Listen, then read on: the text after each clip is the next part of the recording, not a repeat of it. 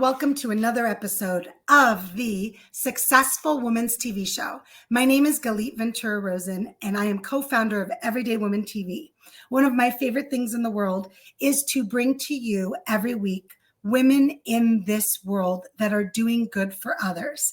One of those ladies is here today. I'm so excited to have her. Welcome, Dr. Sherrie. Hi, Galit. Thank you for having me. I appreciate being here.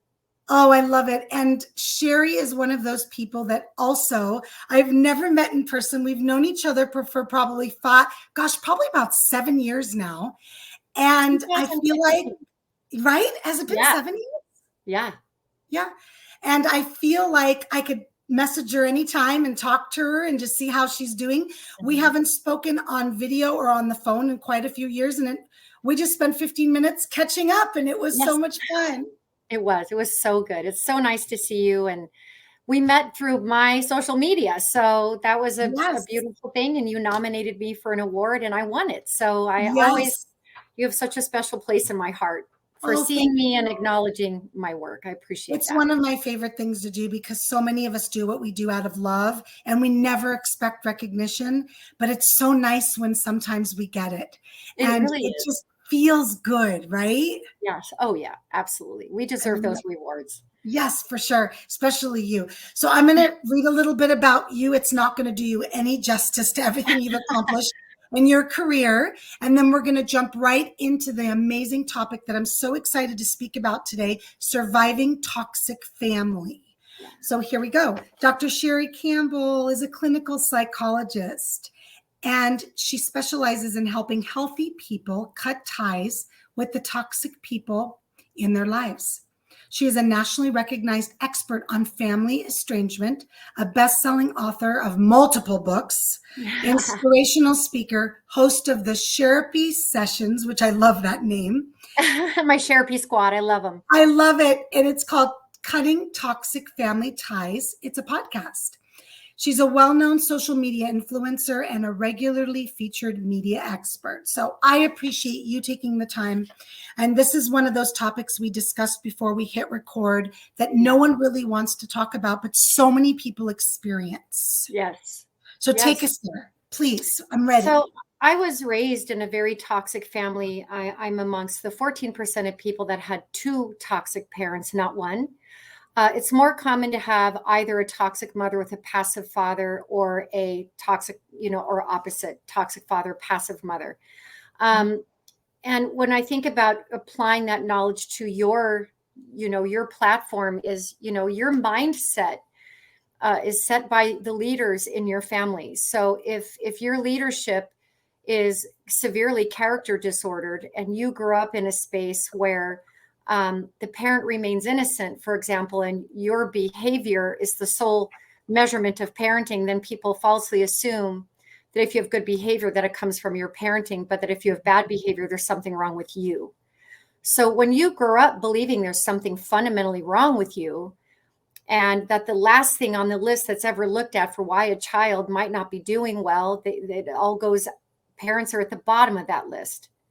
It's an insane reality that in our society, we hold strangers to higher standards of treatment of children than parents, because they'll lose a license, they could face criminal charges, they lose their job. But, a lot of times our parents get a public free pass, and parents aren't the only people in a family that are toxic. There are healthy parents, but there are siblings that have toxic siblings.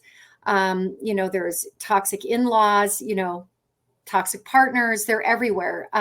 My experience was growing up under toxic parents, and there are also toxic adult children that have been far too enabled and they don't respect their parents. So, it is everywhere. And I do think it really challenges your mindset when you are trying to find yourself as you're aging and trying to find a life. And I used my predators as my purpose. I needed to stand in my truth, and I needed to help other people like me recognize that, parent or not, if you're being abused and someone is abusing you, that is toxic, and you have the right to cut off from people like that, no matter what their title is in your life. So this is the part that gets a little trickier. Okay. Sometimes it's easier to cut off toxic friends or toxic people that you work with or toxic, let's say, cousins. But when it comes to the immediate family, this is your family. You were born into this. You don't really know anything else. Mm-hmm. You've been around them most of your life for whatever it is reason. You were raised by them, or maybe it could be, like you said, siblings or so on. What does somebody do? Because a lot of times they know they should cut them off. They know that they deserve better. And of course, it takes time to get to that place. That's why you've written multiple books about this. That's why you have patients that come see you about it. That's why you have the podcast. It doesn't happen overnight. What kind of tips can we give someone that might be experiencing this immediate family toxicity? I would say that, one, it's never too late. It took me 45 years. You need to do it when you know for sure. The greatest tip that I can give you is it wasn't a decision that I made out of any formula. When we, the family is the most important social group you can belong to. But we have to trust that if someone is biting the hand that feeds them, that they've got to have good reason, because it's insane to want to go at life without a family just due to all the cultural kickback alone. How many people will tell you that you're doing it wrong? All these microaggressions that you're cutting off from an abuser is wrong. You're fundamentally wrong only when it's your parent or your sibling or, someone like that. Somehow it becomes wrong morally. But if people can be abusers, and we can accept that, a medical doctor, a government official, a school teacher, even maybe some of our most beloved athletes, actors, and musicians, we accept and we collectively come together to acknowledge and condemn those abuses. And we'd never, ever expect victims of abuse to remain in good standing with someone who abused them, regardless of that person's status as an athlete or a medical doctor. But somehow when it comes to parents, we expect children to remain in good standing with their abusers, their parents, for the remainder of their lives. And this makes no sense. I just think perhaps it's just too difficult to admit that abuse happens in our closest quarters and to the most innocent of our human family.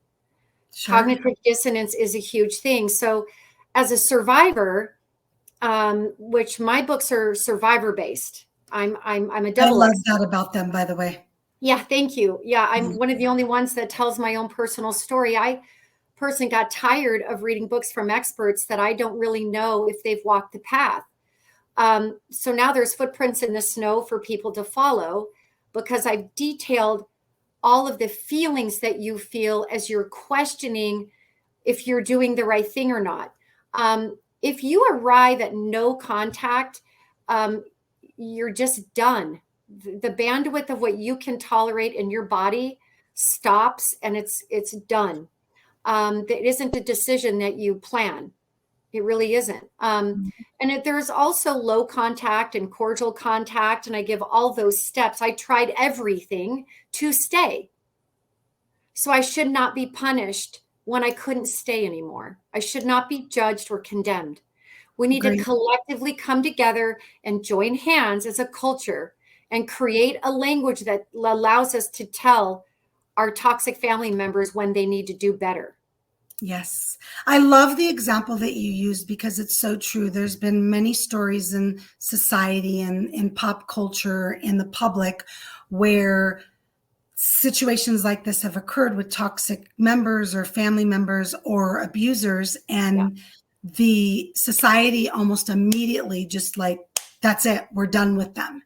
But why is it that we're so ready to continue to be okay with or get along with this happening to us from the people that are closest to us? And I do believe a lot of it has to do with what you said, Dr. Sherrie, this society thing that parents would never do that to their children. And it's not true, because we've heard so many stories of horrible, horrible parents out there, horrible parents. Horrible. So, right. So what do we share with our audience as these first steps? I know there's no formula, but someone out there that's saying, okay, Dr. Sherrie, I hear you, but I don't even know where to begin. So I would begin by recognizing that boundaries do not work with toxic people. Okay. In fact, when you set a boundary on a toxic person, you're giving them information on where they can further hurt you. Okay. Okay. I love that. So stepping away and saying less is much better. So I first went low contact, which I called less, I answered the phone less. You know, my caller ID became like an externalized immune system, and I gray rocked a lot, which is I became the most boring rock in the pile in any conversation, for example, with my mother, because she loves the stage of attention. And I really wasn't being called because she loved me. She just wanted someone in her audience for the daily gossip or whatever was going down. And that worked for a minute, but these types of people that are severely character disordered, they love conflict. They want your attention and your emotional reaction. So she caught on to my gray rocking and became even more emotionally disgusting. And then I went to cordial contact, which was I might see her once a year for 1 or 2 days and maybe a call every now and again. I just ignited her fire more. So really boundaries are designed to keep people in your life. It's true. And you're giving them an opportunity with the boundary to show you they love and respect you. So when you set a boundary on a toxic family member, especially if it's a parent and there's an asymmetry of power, they feel offended that they are morally superior to you. They're offended that you would set a boundary on them. So I don't feel like I cut anyone off necessarily. I feel they fell off on their own, because if they're not going to respect my boundaries and they're going to continue to hang themselves in that situation, I don't have control over that. I gave them every opportunity for growth. No contact, in fact, is a brilliant opportunity to give to a toxic person to look in the mirror. Now, they won't, but it's still the opportunity that you're giving them. So boundaries are a statement of self-respect. They're not a demand. It's not cancel culture, let me assure you. 45 years of going through a continuous emotionally violent abuse is not cancel culture. And this, I never would have chosen this for myself. Never in a million years would I have chosen this. It doesn't make me better. I've done something wonderful with it. And I guess what I want the audience to know is that the steps are detailed. The simplistic is low contact, cordial contact, and then no contact, right? Yes. Yes. Less is always more. The less you share about yourself. We all want to go to our mom and be like, oh my God, mom, my kid this or this happened, and we want that person. But if you're giving that to someone who's going to use your pain later as a dagger to stab you, and you have to recognize who they are. So many of us want them to be different too, that we just make up a story about them that they must be right, and we've got to be fundamentally bad. Because what parent doesn't love their children? So we make it us. They count on us doing that. They count on us. Children will do that. So I think that you can also use your pain for a purpose. You have the right to grab the pen back and author the ending of your own story. You know, the greatest thing is not forgiveness, because forgiveness set me up to be further abused. Okay. It is acceptance, which to me is forgiveness on steroids. Okay. For some people, maybe semantics, but you have to accept them for exactly who and how they are in reality, understanding they will not change. And this will liberate you where maybe you can, in your own understanding of forgiveness, forgive, you know, whatever. I don't know that you want to forgive what they did, but I think that you can let go and liberate yourself. Acceptance is that prerequisite for any meaningful change. So if you can get to resolve and acceptance, what it does is it takes away your resentments. It takes out that anger that loves you, that's there to protect you, to bring justice to an injustice, and to liberate yourself from that. And if you can liberate yourself from your core group and find happiness, you can succeed at anything. I love that. I will tell you that one of my favorite words is acceptance. And one of the statements I use a lot is either accept it or change it. It's something I live and breathe every day personally. And I do agree with so much of what you said, that when you're going through these steps and you're trying to figure out what works for you, there's not a one for all type of solution here that we're sharing. I just wanted to bring to the audience a few ideas of, if you feel like this is what you're dealing with. First of all, read Dr. Sherrie's book. We're going to share that in a moment. And then also recognize that you don't have to do this alone. No. Dr. Sherrie is a clinical psychologist. There are many all over the I world. have the biggest therapy gang that there is. I have a whole squad. I have 145,000 on Facebook. My Instagram is growing like crazy. I'm sort of newly on Instagram. I'm upwards of 33,000. So you aren't alone. And let me tell you that my squad is the best in the whole world. They help each other. See, survivors need other survivors. Agreed. And we all have our different ways. I mean, I definitely think you need your steps. I think that you need to listen to your body. And let me tell you that they will fall out of your life on their own. There really is not much that you have to do except set the right boundaries, speak your truth. And if they fall away, because I actually was cut off and then I didn't mend the fence anymore.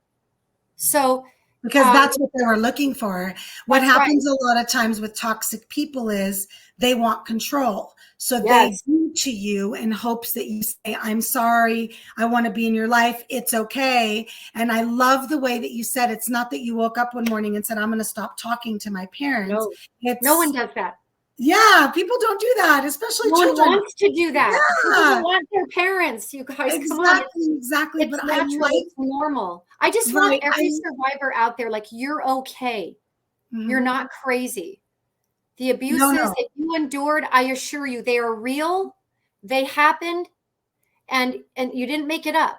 So emotional abuse isn't necessarily identifiable by physical markers. It doesn't mean it's not there. Correct. So study your enemy, understand toxic mothers, understand toxic fathers, understand toxic siblings. If you want a big step, educate yourself. Knowledge is power, because once you realize that science or research backs what you've been living, you recognize, like, oh my gosh, this is real. I'm okay. I'm okay. Agreed. So you've got this. Educate yourself. I love that. So Dr. Sherrie, do me a favor, share with everybody the books that you've written and the ones that you wanted to share in relation to this topic. So I've written But It's Your Family, Cutting Ties with Toxic Family, Loving Yourself in the Aftermath. And my most current one is just going crazy. And it's Adult Survivors of Toxic Family Members. And it gives you tools on how to deal with flying monkeys, which are all the people your family brings in, smear campaigning, and how to just cope with the kickback of not having a family, and all the things that I've learned, my patients have learned, what followers have shared with me. And you are a survivor. You can become a survivor from a victim. And that is my goal, to take everyone from being a victim into survivor. Because, survivors, that's where it's at. That is where it's at. Yes. Oh, I love that. And tell everybody about your podcast. Oh, my podcast. Oh my gosh, I didn't even want to do one. And I got talked into it. And I'm thrilled. It's a private podcast. There's a small $5 fee. They are 20-minute episodes, no commercials. So you're really getting a 40-minute show in 20 minutes. And it's called Therapy Sessions, Cutting Toxic Family Ties. And it is the best way for me to take what I do in my office for $2.25 an hour and give it to you for $5. I love that. They're really listening to episodes that are going to help them in this topic. The feedback I'm getting on this podcast, it is in the top 100 worldwide in relationships. So I just never knew that I wasn't so alone. So my squad just keeps growing, and we're not just in the United States, we're everywhere, because this is a human issue. Yeah, it doesn't have a gender. Men get abused, women get abused, children get abused. It doesn't have a gender. It doesn't have a race. It's human. Oh, I love it. Well, I appreciate you taking the time and sharing your expertise and your knowledge. I know how busy you are. I know you even have a wait list for your practice. So thank you for sharing your experiences with the world. As you said, it's not easy. It wasn't something you would have chosen for yourself, but you recognize the purpose of this experience and look how many people you're helping. So thank you Yes. for what you're doing for the world. I Thank appreciate you. I know my listeners and watchers appreciate you. And if anybody's interested in learning more about Dr. Sherrie, what is your website? DrSherrieCampbell.com. Perfect. And you can also find her on social media and follow her for all of her great posts and videos. Make sure to check out her podcast. You can grab her books, I'm sure, on Amazon and any other online retailers. And if this is something that you're experiencing, please listen to what Dr. Sherrie's writing about in her books or listen on her podcast, because you are not alone. So thank Not you, Dr. alone. Sherrie. Galit, yay for you. Such a superstar, watching you shine and expand and do the things. Girl, love you. We're here in your audience cheering and so proud. I appreciate you so much. Thank you, everyone, for watching and listening to another episode of the Successful Women's TV show on Everyday Woman TV. My name is Galit Ventura-Rozen, and I will see you next time. Bye, everyone.